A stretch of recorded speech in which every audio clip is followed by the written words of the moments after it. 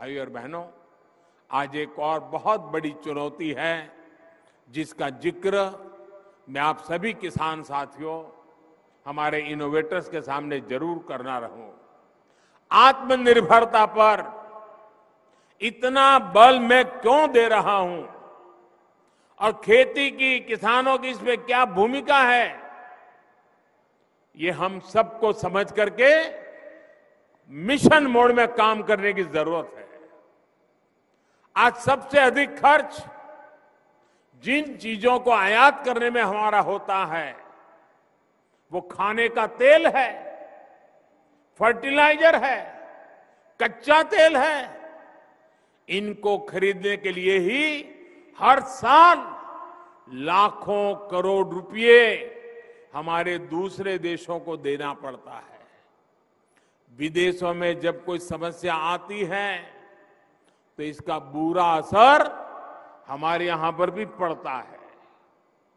अब जैसे पहले कोरोना आया, हम मुश्किलें झेलते झेलते दिन निकाल रहे थे, रास्ते खोज रहे थे।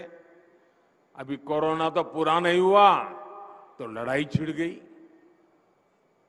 और ये ऐसी जगह जहां हम बहुत सी बातें वहां से खरीदते थे, जहां से ज्यादा हमारे पास जरूरतें थी, वही देश लड़ाइयों में उलझे हुए हैं।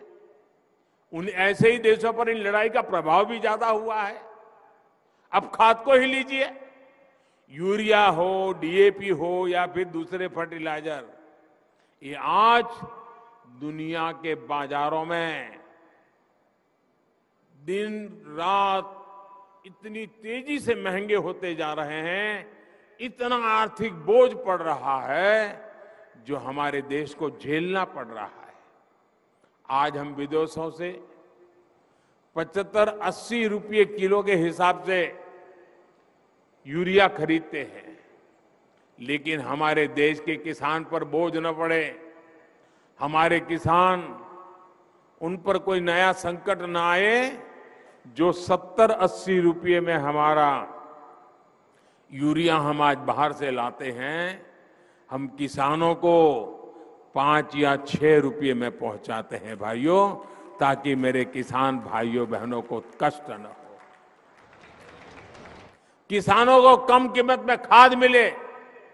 इसके लिए इस वर्ष अब इसके कारण सरकारें खजाने पर बोझ आता है, कई कामों को करने में रुकावटें खड़ी हो जाती है। इस वर्ष लगभग 2.5 लाख करोड़ रुपया केंद्र सरकार का सिर्फ ये यूरिया के पीछे हमको लगाना पड़ रहा है। भाइयों और बहनों, आयात पर हो रहे खर्च को कम करने के लिए, देश को आत्मनिर्भर बनाने के लिए हम सब ने मिलकर के संकल्प करना ही होगा। हम सब ने मिलकर के उस दिशा में चलना ही होगा। हम सब ने मिलकर के विदेशों से खाने के लिए चीजें लानी पड़े, खेती के लिए चीजें लानी पड़े, इसमें से मुक्त होने का संकल्प करना ही पड़ेगा। कच्चे तेल और गैस पर विदेशी निर्भरता को कम करने के लिए बायोफ्यूल इथेनॉल पर बहुत अधिक काम आज देश में चल रहा है। इस काम से सीधे किसान जुड़ा है, हमारी खेती जुड़ी हुई है।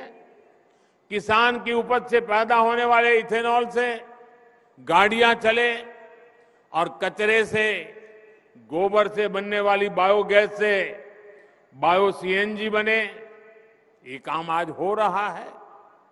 खाने के तेल की आत्मनिर्भरता के लिए हमने मिशन ऑयल पाम भी शुरू किया है।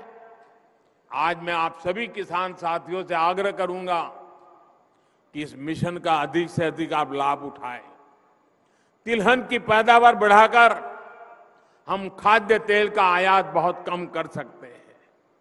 देश के किसान इसमें पूरी तरह सक्षम है। दालों के मामले में जब मैंने 2015 में आपको आह्वान किया था, आपने मेरी बात को सर आंखों पे उठा लिया था और आपने करके दिखाया था। वरना पहले तो क्या हाल था, हमें दाल भी विदेशों से लाकर के खानी पड़ती थी। जब हमारे किसानों ने ठान लिया तो देखते ही देखते दाल का उत्पादन लगभग 70% तक बढ़ाकर दिखा दिया।